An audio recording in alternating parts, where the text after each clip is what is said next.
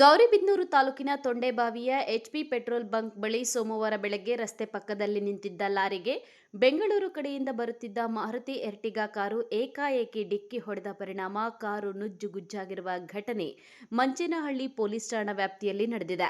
ಪಾಂಡಿಚೇರಿ ಪ್ರವಾಸ ಮುಗಿಸಿಕೊಂಡು ಮಂಗಳೂರು ಕಡೆಯಿಂದ ಪಾವಗಡದ ಕಡೆಗೆ ಹೋಗುತ್ತಿದ್ದಾಗ ತೊಂಡೆಬಾವಿ ಬಳಿ ಚಾಲಕನು ನಿದ್ರೆಗೆ ಜಾರಿದ್ದು ಈ ಅಪಘಾತ ಸಂಭವಿಸಿದೆ.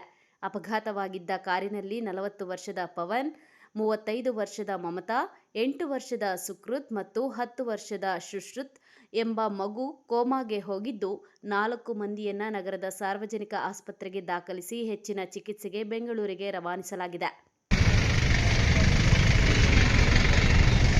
ನೋಡಿ ಸೈಡಲ್ಲಿ ನಿಂತಿರೋರ್ ಗುಣ.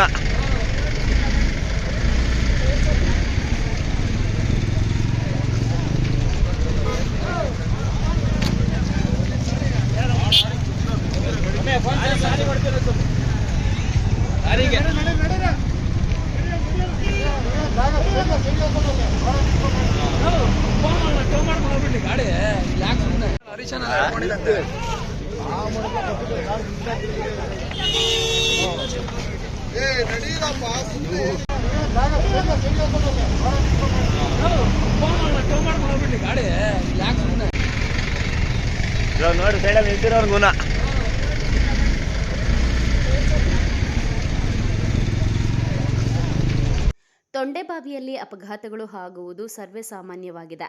ಏಕೆಂದರೆ ತೊಂಡೆಬಾವಿಯಲ್ಲಿ ಎಸಿಸಿ ಕಾರ್ಖಾನೆ ಇದ್ದು, ಕಾರ್ಖಾನೆಗೆ ಬರುವ ಭಾರೀ ಗಾತ್ರದ ಲಾರಿಗಳು ರಸ್ತೆ ಪಕ್ಕದಲ್ಲಿ ನಿಲ್ಲಿಸುತ್ತಾರೆ ಮತ್ತು ಪೆಟ್ರೋಲ್ ಬಂಕ್ಗಳಲ್ಲಿ ನಿಲ್ಲಿಸುತ್ತಾರೆ.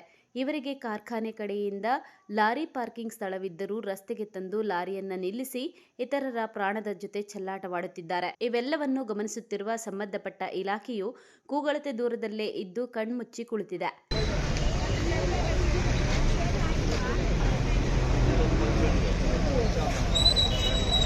ಲಾರಿ ಇದೆನಾ? ಇದೆ.